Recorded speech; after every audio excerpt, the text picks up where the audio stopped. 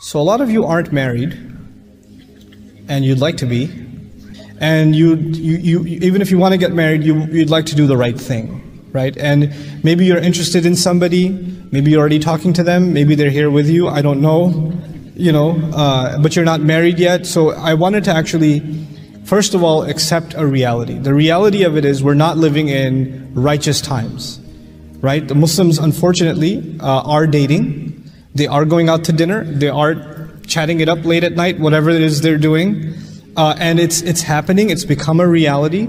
And we have to deal with that reality. Our religion does not accept something that's wrong. And so I can't endorse something that's wrong. No, we don't have the right to, because this deen is bigger than us, right? We are in submission to Allah's principles.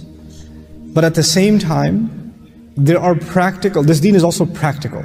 Like it doesn't give people idealistic solutions, it gives them realistic solutions. This deen, at every step I study this deen, and any principle in this deen, I come away with this deen is so practical. It takes into consideration the realistic temptations of people, their tendencies, their temperaments, their situations, their difficulties. Allah did not send Islam to angels. He sent it to you and me. He knows who He created, and He knows who needs guidance, right? So if there are audience members that are in this circumstance, some of you are parents, your sons and daughters are dating and you don't know what to do about it and how to go about, and you're in this strange bind and it's embarrassing to talk about because who do you tell, that sort of thing. Or your daughter's insisting that she wants to marry this guy, or your son's insisting she wants to marry this girl or something like that, and she's not even Muslim. But anyway, what I wanted to ask you guys, because you guys are I'm allergic to fiqh, so that's why these two guys are here. So, what do you do in situations like this? Guy wants to marry this girl, they've already been talking or whatever, going out to dinner, and now they want to do the right thing, right? Or they want to get the family involved, they want to take good steps. Well, what do they do? And one thing that I would say, and I don't know if it's understood yet or not, but you don't wait a year to take your parents into confidence on these things either. You do it from the get-go. You do it from the get-go. You don't go get emotionally attached to someone, start going about things the wrong way, in a haram fashion, in a way that Allah, we're not talking about cultural norms now. See, here's the thing. Let's face it here. There is no way to know for a fact what type of person you're going to marry until you actually marry them. There is no way.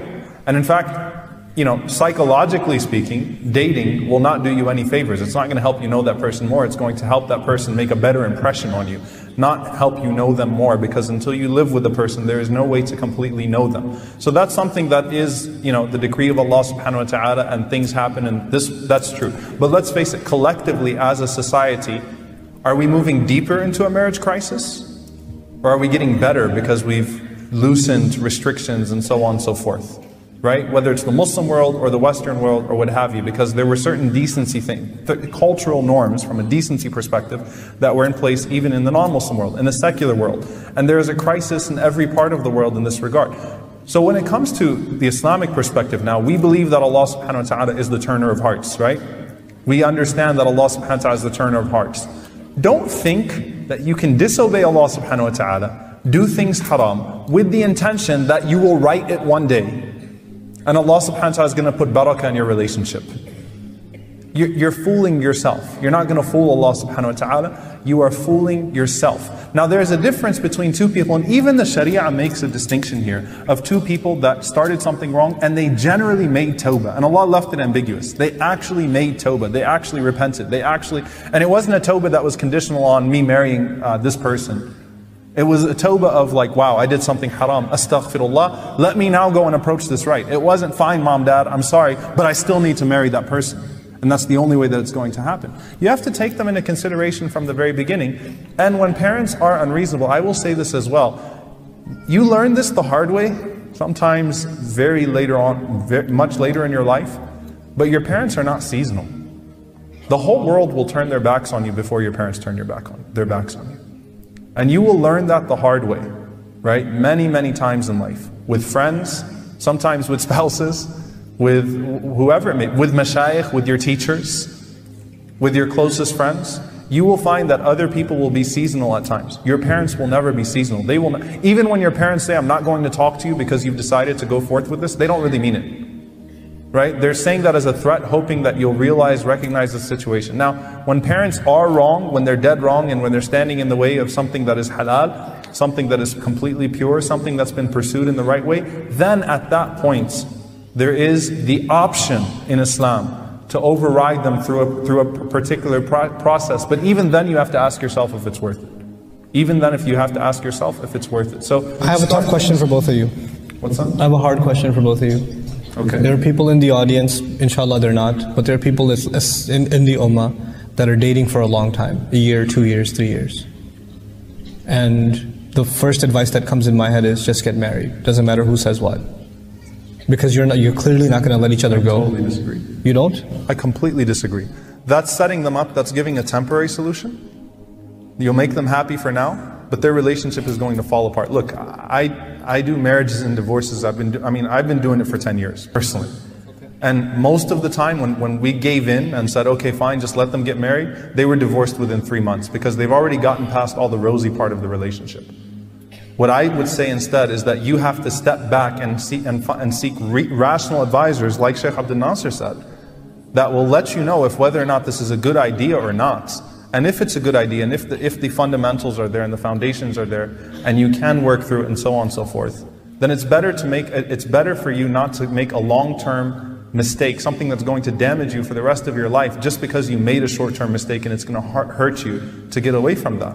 Man taraka shay'an lillah awadahu Allahu khayran min. You leave something for Allah, Allah subhanahu wa ta'ala gives you something better than that. So look, if you've been in a relationship for a very long time and you really feel bad, you want to make tawbah, take a step back, ask Allah sincerely for forgiveness, then try to approach it rationally. Seek advice from people, whether or not you think this can be a good marriage or not going forward. Don't try to just take the pill that's going to make you feel good now and let you get married and then everything falls apart because you did not. Marriage is a rational decision. Marriage is not an emotional decision.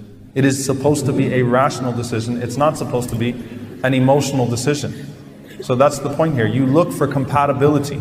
What is the main reason that people fall apart in relationships? Compatibility, correct? Lack of compatibility. You look for compatibility. You can't find that if you can't determine whether or not a person is compatible if the only thing you've seen are roses and nice restaurants and sneaking off into movie theaters and having conversations where half of the conversation is just fluff. People who want to get married should talk to each other, not ask each other what your favorite color is or what's your favorite song or, do you like long walks on the beach too? And no, but like actually have serious conversations about compatibility. Should actually sit down and discuss things within a controlled environment where their emotions cannot get the best of them. And that's the whole purpose of not allowing absolute khalwa, absolute seclusion. Because when you're in it, that's why Allah subhanahu wa ta'ala, it's called the spider's web, al-ankabut, right? Allah subhanahu wa ta'ala describes it as the most flimsy of houses. When you're in a spider web, when you're caught. You're caught. You can't see outside of it. It's the most flimsy of homes, but a bug that's caught inside of it, right, is not getting out. Why? Because you can't see past it. You think that that's your reality and you've resigned yourself to that. And it's irresponsible for everyone to say, okay, fine, go ahead. Go ahead and ruin your life. No, if it's something that, because you're talking about parents that stood in the way of something that was unjust, that they were not justified in doing so. That's where the imam comes in, or that's where someone comes in, or an ally comes in and says to the parents, you need to chill. You need to calm down. Alhamdulillah, at least it's a Muslim. At least it's someone that, at least they pursued each other for the right reasons. Yes, maybe because of the circumstances, they thought it would be an innocent phone call. They ended up talking too many times. They ended up meeting a few times and so on and so forth. But there was still some level of conscience. And let me hold back for the sake of Allah subhanahu wa ta'ala. At that point, you act as a facilitator.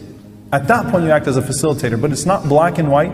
And at the end of the day, we need to understand that when we go through relationship after relationship after relationship, we're killing our own ability to have meaningful relationships. Allah does not want that for us. It's not healthy for us to go through relationship after relationship after relationship and be broken down over and over and over again, to where when we go into our 7th, 8th relationship and say, this is the one, we already are questioning and we already have this sense of paranoia that there's no way that it's going to work out, and we've already lost our own capacity to love. So try to pursue things as right as you can. And then when people stand in the way in a wrong fashion, that's when you resort to those other protocols. Now, if you are, what the reality, if you've been in a relationship for a very long time, the first thing you need to do is what? The first thing you need to do is disengage, tawbah. You need to ask Allah for forgiveness. The first party you should be concerned with in anything that happens in your life as a Muslim, as a believer, is what does Allah think about this? What have I done to offend Allah subhanahu wa ta'ala? The first thing you need to do is seek forgiveness. Seek forgiveness sincerely from Allah subhanahu wa ta'ala, no matter what the outcome of the situation is. Astaghfirullah, I've messed up. Oh Allah, guide me to what's best for me. I've messed up.